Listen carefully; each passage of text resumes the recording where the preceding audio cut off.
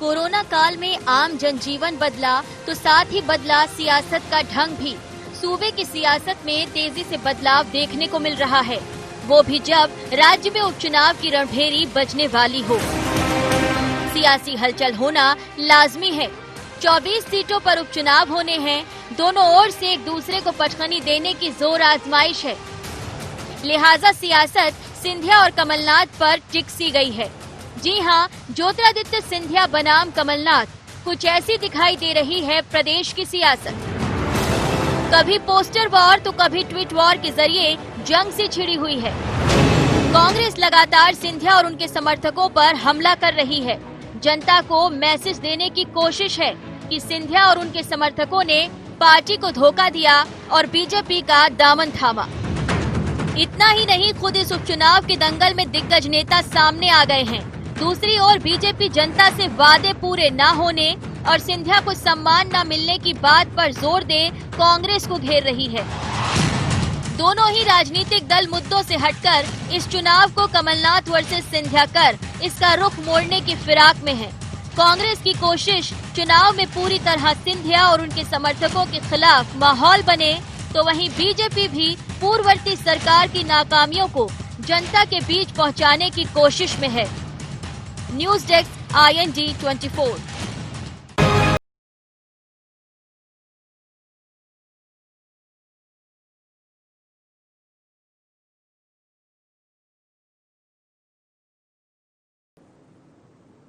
नमस्कार, sharp eight 7 में आप सबका स्वागत है। मैं हूं आपके साथ मुक्ता पाठक। जी हां, आज हम बात करेंगे कमलनाथ वर्सेस सिंधिया।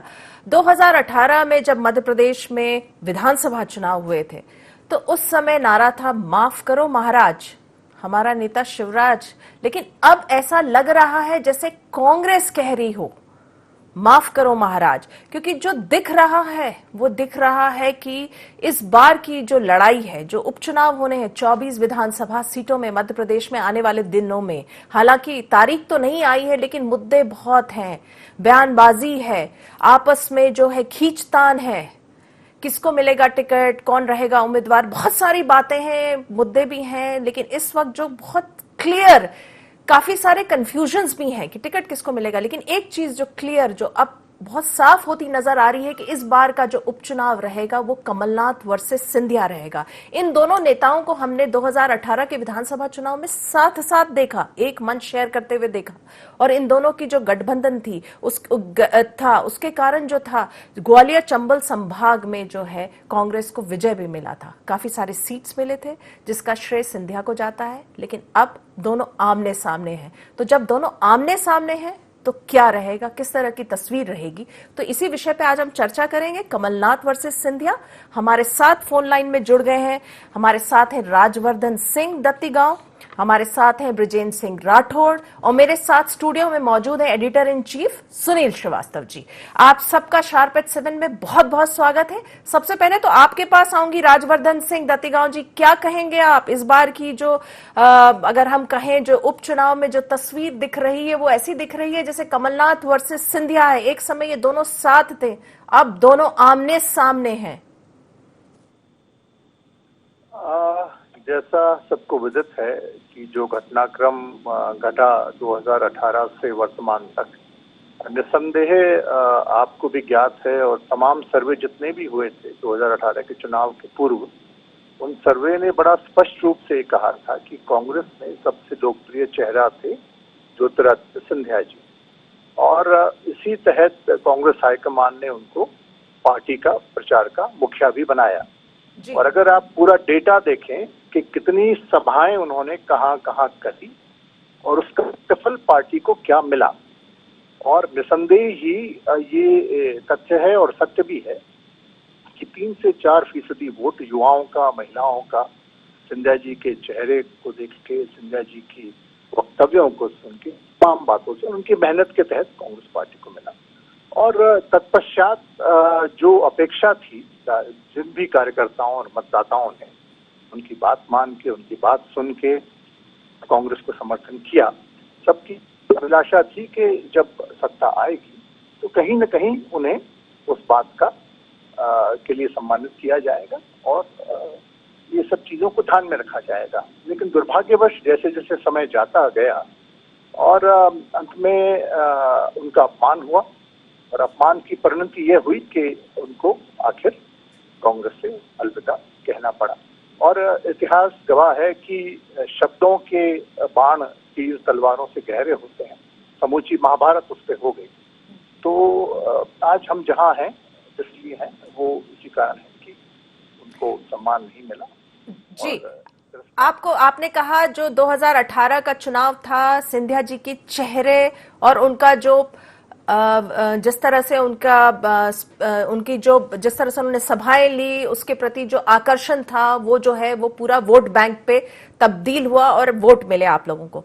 आपको लगता है यही कमाल, यही चीज इस बार के उपचुनाव में भी होगा, रिपीट होगा? देखिए, वर्तमान परिस्थितियां अलग हैं, निसंदेह मुद्दे ही कुछ अलग हैं और कोरोना का समय है। तो पहली बात तो ये कि अभी कोई भी ये नहीं कह सकता कि चुनाव की तिथि क्या होगी, निर्वाचन आयोग क्या निर्णय दे। लेकिन हाँ, जिस बात पे लेके मुख्य तकरार हुआ वो वचन पत्र की बात थी, जिसपे सिंधिया जी ने सार्वजनिक रूप से ये कह रहे थे कि वचन पत्र का पालन होना चाहिए और उसको लेके मैं संघर्ष करूंगा। तो मेरे ख्याल से उन्होंने कोई ऐसी गलत बात नहीं कही थी कि जिसका रिएक्शन जिस टाइप से आया बहुत ही रूखा और बड़ा अपमानित करने वाला रिएक्शन आया और उसकी प्रतिक्रिया पूरे प्रदेश में हुई। तब भी सोशल मीडिया पे आपने देखा होगा, सुना होगा। और मेरे ख्याल से कोई भी व्यक्ति जो परिश्रम करता है उसे यथोचित सम्मान तो मिलना ही चाहिए, चाहे वो छोटा से छोटा कार्यकर्ता हो या बड़ा से बड़ा नेता हो। इसलिए बहुत सी बातों पे तो जनता इस बात पे विचार करेगी कि जो वचन पत्र कांग्रेस ने निकाला था, और राहुल गांधी जी ने तो स्पष्ट मंदसौर की सभा में कहा ही था कि किसानों का 2 लाख तक का कर्जा माफ होगा। अब हमारे कांग्रेसी मित्र ये कह रहे हैं कि नहीं हम तो कर रहे थे, हमने तो कर दिया था और अब सरकार ही गिरा दी, हम कैसे करते और रोक देते। लेकिन ये असत्य इसलिए है कि जब प्रमाण पत्र बांटे गए, हमने भी, तब मैं कांग्रेस का विधायक था, हमने मंचों से बांटे और उसके पहले हमें कहा गया था कि आप प्रमाण पत्र बांटेंगे उससे पहले किसानों के खातों में पैसा चला जाएगा दूसरे चरण का। क्योंकि जब गेहूं उपार्जन होने लगा तो हमें पता लगने लगा किसानों का पैसा खातों से कटने लगा। किसान पूछने लगे, जब वो गए सरकारी संस्थाओं में तो उन्होंने कहा गया कि अरे भाई तुम्हें प्रमाण पत्र तो दे दिए गए लेकिन तुम्हारे खातों में पैसा ही नहीं आया। और ये बात अभी हमने मुख्यमंत्री जी को कही और आप पता कर सकते हैं कि किसानों के खातों में पैसा अब शिवराज सिंह जी डाल रहे हैं, जो कि कमलनाथ जी को पहले ही डाल देना था। ऐसी तमाम बातें। अब आवास के अधिकार की बात कही गई है ना। आवास के अधिकार में बताइए कि इस 1.5 वर्ष के कार्यकाल में ग्रामीण क्षेत्रों में कितने आवास दिए? एक भी नहीं दिया जहां तक मेरी जानकारी। शहरों में जरूर थोड़े बहुत नहीं। तो ऐसी तमाम सारी बातें, हाँ कुछ एक पूरे भी किए हैं, लेकिन जो मूल था, जो आधार था, जिस पे सत्ता बनी, वो न रख पाए, उसको न निभा पाए। तो ये एक बहुत निराशाजनक बात रही। और अभी भी तमाम जो भी मुद्दे कांग्रेस बना रही है, तरह तरह की बातें कह रही है, आरोप लगा रही है, निम्न स्तर की राजनीति कर रही है, सिंधिया जी पे कई बातें कह रही है, बाकी लोगों पे कई बातें कह रही है। अरे भाई, अगर आप कुछ भी बात कहना चाहते प्रमाण से कहिए ना। अगर आप भ्रष्टाचार की बात करना चाहते प्रमाण से कहिए ना। आपके कार्यकाल में क्या हुआ वो भी सब तथ्य हैं। और जी, राजवर्धन सिंह जी, अभी आपको बीच में रोकूंगी। बृजेंद्र सिंह राठौर भी हमारे साथ मौजूद हैं। आप दोनों बने रहिए फोन लाइन पे। वक्त हो चला एक बहुत छोटे से ब्रेक का। जिस तरह से आपने जो बात कही राजवर्धन सिंह, उस पर हम जवाब लेंगे बृजेंद्र सिंह राठौर जी का। वक्त हो चला एक बहुत छोटे से ब्रेक का। ब्रेक के बाद हम जल्द हाजिर होते हैं।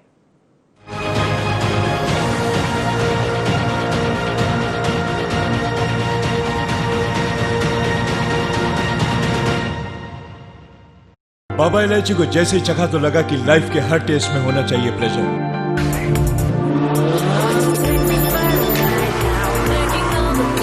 बाबा इलायची, what's your pleasure?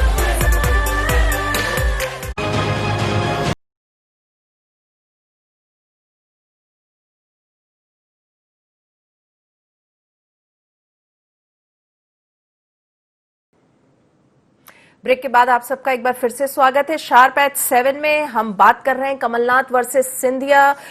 Rajvardhan Singh ने कई सारी बातें बताई, आरोप लगाए। हम जाते हैं बृजेंद्र सिंह राठौर के पास। क्या कहेंगे आप राठौर साहब, जिस तरह से आरोप लगा रहे हैं, आपके ही कलीग रहे एक समय में, क्या कहेंगे आप? देखिए मुक्ता जी, मैं कुछ कहूँ उसके पहले मैं चाहता हूँ, अभी मैं जहाँ बैठा हूँ वहाँ वो हनुमान जी का मंदिर है जी। और इस वक्त सिंधिया साहब का स्वास्थ्य ठीक नहीं, तो बजरंगबली बप्पा के चरणों में मैं पहले तो यही प्रार्थना करूंगा कि राजमाता साहब का और सिंधिया साहब का स्वास्थ्य ठीक जल्दी से वो करें ताकि वो जो है अपने जनसेवा में आए। राजवर्धन सिंह जी मेरे छोटे भाई जैसे, बहुत सारी बातें उन्होंने कही। कांग्रेस पार्टी कार्यकर्ताओं की पार्टी, और जब तक सारे कार्यकर्ता मेहनत नहीं करते हैं तब तक कभी भी परिणाम अच्छे नहीं आते। कोई भी सेना हो और कहीं की भी सेना हो और कितनी भी बलशाली सेना हो, सेनापति कितना भी मजबूत हो, लेकिन अगर हर सैनिक का योगदान नहीं होता है तो वो सेनापति कभी जीत नहीं सकता। रणनीति का जहां सवाल है, कांग्रेस पार्टी में राहुल गांधी जी से लेके कमलनाथ जी, दिग्विजय सिंह जी, सिंधिया जी और भी जो हमारे वरिष्ठ नेता थे, सबने मिलकर उस रणनीति को बनाया था और अपने अपने स्तर पर अलग अलग जवाबदारियां दी और सारे लोगों ने मिलकर उन जवाबदारियों का निर्वाह किया था, जिसकी वजह से मध्य प्रदेश में कांग्रेस पार्टी की सरकार बनी थी। आम जनमानस मध्य प्रदेश का बहुत हताश था, क्योंकि शिवराज सिंह जी जब मुख्यमंत्री थे तो उनके झूठे वायदों से लोग परेशान थे। उनकी जो नीति थी वो लोगों के हित की नहीं थी, इसलिए लोगों ने उनको नकारा था और मध्य प्रदेश में कांग्रेस सरकार बनी। तो ये मैं कहूँ कि किसी एक व्यक्ति की वजह से श्रेय जाता है, मैं इस बात को स्वीकार नहीं कर सकता, क्योंकि टीम को हमेशा जो है श्रेय जाता है और उस टीम में सिंधिया साहब भी थे, मैं उसको नकार नहीं सकता। लेकिन जहां तक सवाल ये है कि अपमान का और मान का, मैं आपके बीच में ये बात कहना चाहता हूँ, हमारे मित्र सुन रहे हैं, हमारे भाई हैं क्योंकि वो भी सुन रहे हैं, कि जो पार्टी अडवाणी साहब का सम्मान नहीं कर सकती, जो पार्टी उमा भारती जी को एक किनारे पर कर देती है, जो पार्टी यशवंत सिन्हा जी से लेके और शत्रुघ्न सिन्हा जी तक और अन्य लोगों को नहीं बर्दाश्त कर पाती है, जो कि इस पार्टी के स्तंभ रहे, वो क्या सम्मान करेगी, उसके बारे में तो अभी बहुत जल्दी हमारे आपके सामने पिक्चर आ जाएगी। अब जहां तक सवाल ये है कि जो है वो जो वायदे किए थे उन वायदों पे खड़े नहीं उतरे, इसलिए हम पार्टी को छोड़कर चले गए, तो मैं आपसे जवाब पूछना चाहता हूँ कि आपको अगर जाना था तो आप अपने पार्टी बनाते और सामने आते कि दोनों पार्टियों से मैं खुश नहीं हूँ और मैं अपनी पार्टी बना रहा हूँ, ये बात तो समझ में आती है। लेकिन आपने कहा कि 2 लाख तक के कर्ज माफ नहीं हुए थे इसलिए हम नाराज हो गए, तो फिर ऐसी पार्टी में क्यों चले गए जिन्होंने 15 लाख का वायदा आज तक नहीं निभाया, जिन्होंने 2 करोड़ नौकरी देने का वायदा आज तक नहीं निभाया? क्या हमारे मित्र इस चैनल के ऊपर ये कहेंगे कि जिन किसानों के साथ आज छल हुआ है, 1 लाख तक का कर्जा हम लोगों ने माफ किया, एनपीए 2 लाख तक के हम लोगों ने माफ किए, और मार्च के बाद राजवर्धन सिंह जी को भी मालूम है कि मार्च के तुरंत बाद जैसे बजट आ रहा था 2 लाख रुपए तक का भी हम कर्जा माफ कर रहे थे। क्या जिस पार्टी में हमारे भाई गए हैं ये गारंटी शिवराज सिंह जी मुख्यमंत्री जी से ले रहे हैं कि वो 2 लाख तक का उनका कर्जा माफ करेगी? यदि नहीं करेगी तो ये छल का जिम्मेवार कौन होगा? ये बात जो है जरा समझने की। मैं आपके बीच में ये कहना चाहता हूँ कि सिंधिया साहब का कोई अपमान नहीं था। मैं आपसे बताऊं, यही एक पार्टी है जो नेशनल लेवल पर सिंधिया जी को जहां टिकट बढ़ता है उस कमेटी में सिंधिया जी से, सोनिया गांधी जी से, राहुल गांधी जी, प्रियंका गांधी जी के दरवाजे 24 घंटे उनको खुले रहते थे और शायद लोगों को समय लेना हो, लेकिन वो सीधे जाके मिलते थे। देश की कांग्रेस की पार्टी की राजनीति में एक बड़े भारी स्तंभ वो थे। हमारे 15 दिन पहले हमारे खुद घर के ऊपर हमारे निवास पे जो है सिंधिया साहब आए थे और भोजन हुआ और एक कार्यक्रम हुआ, उसी के बाद फिर पर उस दिन तक कोई बात नहीं थी, तो मान सम्मान उनका पूरा था। जहां तक मेरी जानकारी, उनको पीसीसी अध्यक्ष बनाने के लिए भी कहा गया था, उन्होंने मना किया था। सीएम साहब ने, कमलनाथ जी ने कहा था कि आप डिप्टी सीएम बन जाइए, वो चूंकि एक मंत्री को डिप्टी सीएम बनाना चाहते थे, उसके ऊपर पार्टी तैयार नहीं थी क्योंकि वो जूनियर। चलिए ये जवाब ले लेते हैं राजवर्धन सिंह से ही। जैसा कि राठौर साहब कह रहे हैं कि आप लोग ऐसी पार्टी में क्यों गए जो अपने पुराने वरिष्ठ नेताओं का सम्मान नहीं कर पाई, तो फिर आप लोगों का सम्मान कहां से होगा? आप लोग अपनी पार्टी क्यों नहीं बनाए?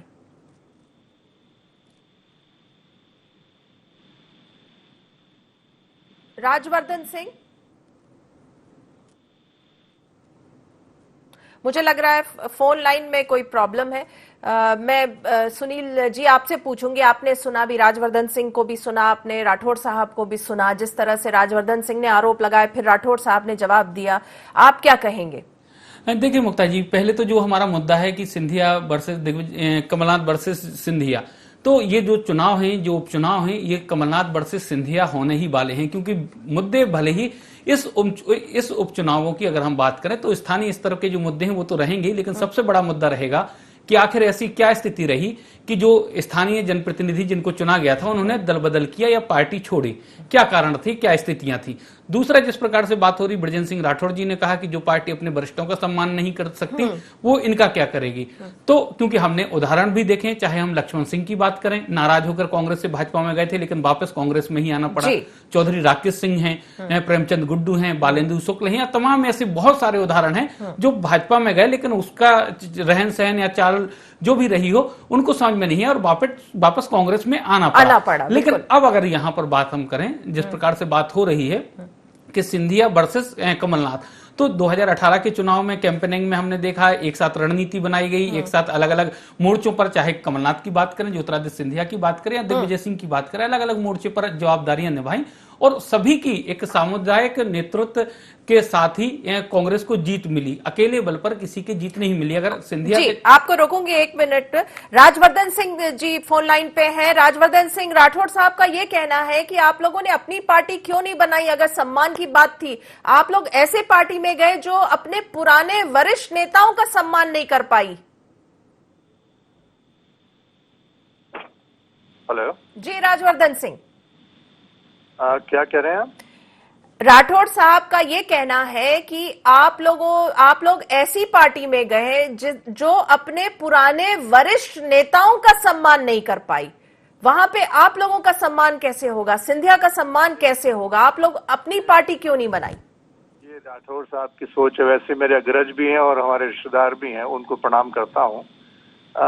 ये उनकी सोच है। देखिए, नजरिया अपना अपना होता है। ऐसा कहते हैं नजर नजर की बात है, नजर नजर का फासला, तेरी नजर भी देखती मेरी नजर भी है गवाह। कोई कहेगा गिलास आधा भरा है, कोई कहेगा आधा खाली है। सम्मान सबका हो रहा है, होता है। अब आप सिंधिया जी की बात कर रही हैं, तो आपका मुद्दा यहाँ सिंधिया जी और कमलनाथ जी हैं, जैसा मुझे बताया गया। जिस परिवार ने उस पार्टी को बनाया, राजमाता सिंधिया संस्थापक सदस्य रही है इस पार्टी की, और उन्होंने इसकी रचना में बड़ा योगदान दिया। तो मुझे नहीं लगता कि किसी भी प्रकार से ज्योतिरादित्य सिंधिया जी का यहाँ अपमान होने वाला है ना। और अगर वो इस भ्रांति में हैं और इस ख्याली पुलाव वो अगर बना रहे हैं कि अरे ऐसा हो जाएगा, ये हो जाएगा, और ऐसा कुछ भी नहीं होगा। पूरी तरीके से उनका सम्मान किया गया। आप देखिए, जब सिंधिया जी पहली बार भोपाल आए, 3 घंटे का लाइव नेशनल टेलीकास्ट मिला उनको। आप बताइए कि इतने वर्षों में किस नेता को इतना लाइव टेलीकास्ट मीडिया से मिला और किस नेता को इतना सम्मान मिला। हाथों हाथ उनको दिया गया। शिवराज सिंह जी ने उनको पूरा सम्मान दिया, नरेंद्र सिंह जी तोमर ने उनको पूरा सम्मान दिया, विजयवर्गीय जी ने पूरा सम्मान दिया, प्रभात जी ने पूरा सम्मान दिया। पार्टी नेतृत्व मोदी जी से लेकर, अमित शाह जी से लेकर, नड्डा जी से लेकर तमाम लोगों ने उनको पूरा सम्मान दिया, आज भी दे रहे हैं। तो मुझे नहीं लगता कि जो कांग्रेस सोच रही है कि सिंधिया जी का सम्मान नहीं होगा और तरह तरह के हम कैंपेन बनाएंगे, वे तमाम बातें कहेंगे कि अब किस वरिष्ठ नेतृत्व की बात कर रहे हैं कि सम्मान नहीं हुआ। आप इंगित करके बताएं किसका अपमान है। भाजपा का एक उनकी कार्यशैली है, कार्यप्रणाली है, कांग्रेस की अपनी कार्यशैली है, कार्यप्रणाली है। और मान अपमान की बात जहां तक आप कर रहे हो, तो ऐसे तमाम उदाहरण आप किसी भी पार्टी में किसी के भी दे सकते हो अपनी सोच से। लेकिन मैं मानता हूं कि सिंधिया जी का सम्मान भी होगा, उनको यथोचित स्थान भी मिलेगा। और जो आदमी काम करता है, जिसका जनाधार है, वो अपना स्थान खुद ही बना लेता है। उसे कोई चिंता नहीं होती, कोई इनसिक्योरिटी नहीं होती, उसको असुरक्षा की भावना नहीं होती। सिंधिया जी जन नेता हैं। वो भरी धूप में मैं तो उनके साथ घूमा हूँ। 45 डिग्री 50 डिग्री टेम्परेचर में वो तमाम दौरे करते हैं। उनमें बहुत ही ऊर्जा है और इसको कोई नहीं नकार सकता। और उनका जो प्रखर नेतृत्व है, हमने पार्लियामेंट में उनको बोलते हुए सुना। मैंने, अगर आप मेरी व्यक्तिगत राय पूछें, तो कांग्रेस को भारी भारी भारी नुकसान हुआ है। ज्योतिरादित्य सिंधिया जी जैसा नेता नेशनल लेवल पे कांग्रेस ने खोया है, ये दुर्भाग्य है। और इस पे कांग्रेस को विचार करना चाहिए कि जब आप ज्योतिरादित्य सिंधिया जी जैसे नेता को नहीं संभाल पाए तो आप एक आम कार्यकर्ता को कैसे संभालेंगे? आप तो ये चिंता करिए कि आपने अपने लोगों का सम्मान कितना किया। आप पूरे सर्वे कराइए मध्य प्रदेश में, 1.5 साल में आपकी सरकार रही, आपका अधिकांश कार्यकर्ता आपको पलट के कहेगा कि हमको तो पता ही नहीं लगा कि कांग्रेस की सरकार थी। ये आज एक आम कांग्रेस के कार्यकर्ता के मन की भावना है, क्योंकि आप लोग कहाँ थे, क्या कर रहे थे? आपने पलट के पूछा परखा उस कार्यकर्ता को, उसकी ओर देखा जिसने आपकी सरकार पूछ बनाई? लेती हूँ राठौड़ साहब से ही पूछ लेती हूँ। राठौड़ साहब, आपने सुना होगा राजवर्धन सिंह को, क्या कहेंगे आप? उन्होंने कई सवाल उठाए। नहीं, राजवर्धन जी की बात में सुन रहा था और मुझे तो आश्चर्य है कि इतने जल्दी भारतीय जनता पार्टी की पूरी जानकारी कैसे राजवर्धन सिंह जी को मिल गई, क्योंकि हम तो इतने सालों में पढ़ के और जो हमारे यहाँ भारतीय जनता पार्टी के नेता है वही नहीं समझ पाते। खैर, जहाँ तक मान सम्मान का सवाल है, मुझे कोई फर्क नहीं पड़ रहा तो वो मान मिलता है नहीं मिलता है, लेकिन जो अखबारों में छपता है, जो बैनर छपते हैं, हम अभी ग्वालियर में थे, मुरैना में थे, दतिया में हमने देखा जहां कांग्रेस में सिंधिया साहब का पहले नंबर के ऊपर, दूसरे नंबर के ऊपर फोटो हुआ करता था, वो फोटो नदारद है। और खुद भारतीय जनता पार्टी में जो अब सिंधिया जी का ग्रुप है, वही लोग इस बात पे आपत्ति उठा रहे हैं कि बताइए सिंधिया साहब का फोटो नहीं है, कमेटी बन रही है। तो सिंधिया जी हमारे देश के नेता थे, कांग्रेस में बड़ा बड़ा कद था उनका, और यहाँ जब कमेटी बनती है तो हम देख रहे हैं प्रबंध समिति हो चाहे वो हो, सिंधिया साहब का 6वें नंबर पे नाम आ रहा है। जी, इस पे तो बिल्कुल जवाब राजवर्धन सिंह, इस पे जी आप क्या कहेंगे? ये बात तो सही है, फोटो नहीं है पोस्टर्स में। देखिए, फोटो की पॉलिटिक्स में विश्वास ना तो सिंधिया जी का है ना हम लोगों का है। जैसा मैंने कहा, वो निश्चिंत रहें। जो कर्मवीर होता है, जो अपनी कर्मभूमि पे कार्य करता है, वो इन बातों की चिंता नहीं करता। आने वाले समय में आपको खुद पता लग जाएगा कि सिंधिया जी का राष्ट्रीय स्तर पे क्या स्थान और है, कांग्रेस ने बहुत चुटकी ली थी जब उनके नाम के आगे से श्रीमंत हट गया था। किसने चुटकी ली थी? कांग्रेस ने अभी जो लिस्ट आई थी उसमें श्रीमंत नहीं था उनके नाम के आगे। देखिए, मेरे ख्याल से ना तो ये कोई मुद्दा है, ना ही इससे जनता को कोई फर्क पड़ता है, ना ही सिंधिया जी को इससे कोई फर्क पड़ता है ना। आज की तारीख में, जिस दिन से देश आजाद हो गया, सब बराबर हैं, सबका एक मत है और सबका समान अधिकार है, और हमारा संविधान वो अधिकार हमें देता है। चलिए, मैं राजवर्धन सिंह जी आपसे पूछूंगी, क्या लगता है इस उपचुनाव में जिस तरह से कमलनाथ वर्सेस सिंधिया प्रोजेक्ट किया जा रहा है, तो क्या ये कांग्रेस कर रही है और बीजेपी की तरफ से शिवराज ही होंगे चेहरा? ये कांग्रेस ही कर रही है। भाजपा का पूरा संगठन चुनाव लड़ेगा। शिवराज सिंह जी मुख्यमंत्री हैं, स्वाभाविक तौर पे मुख्यमंत्री ही चेहरा होता है जिनके नेतृत्व में चुनाव लड़ा जाता है। प्रदेश अध्यक्ष हमारे संगठन के विधि शर्मा जी हैं, वो अपना कार्य करेंगे, सब अपने अपने कार्य का निर्वाह करेंगे। एक बड़ी मेरे मन में, मैं पूछ ही लेता हूं, चलिए जी, ये तमाम मान सम्मान की बात करें, आप बताइए, क्या ऐसा कांग्रेस में क्या नेतृत्व का अकाल था क्या कि कमलनाथ जी जब मुख्यमंत्री बन गए तो आपको प्रदेश अध्यक्ष नहीं मिला? 15 महीने तक पीसीसी का क्या हाल रहा?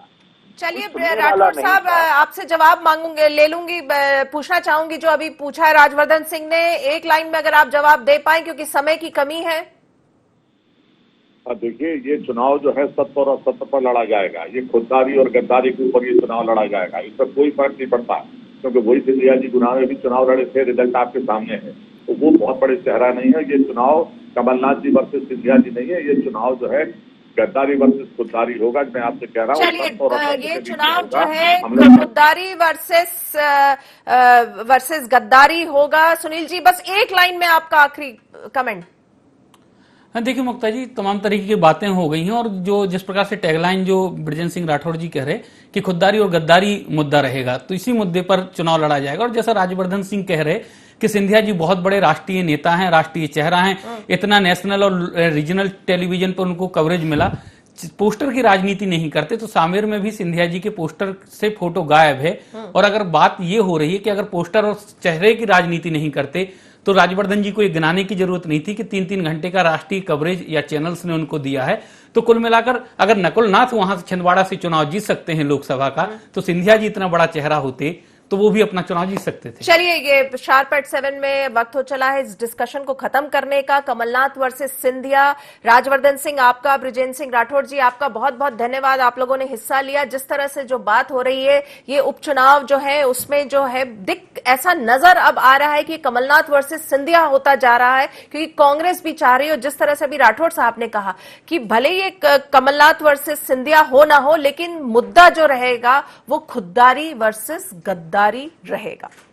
तो शार्प एट 7 में फिलहाल इतना ही। आप बने रहिए IND 24 के साथ। नमस्कार।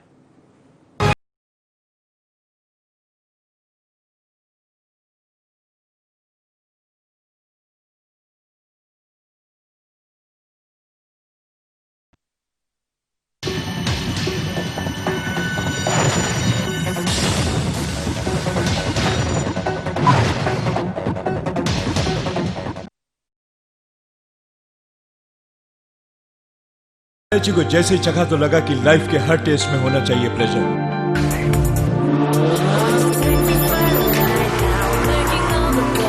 Baba Ilaichi, what's your pleasure?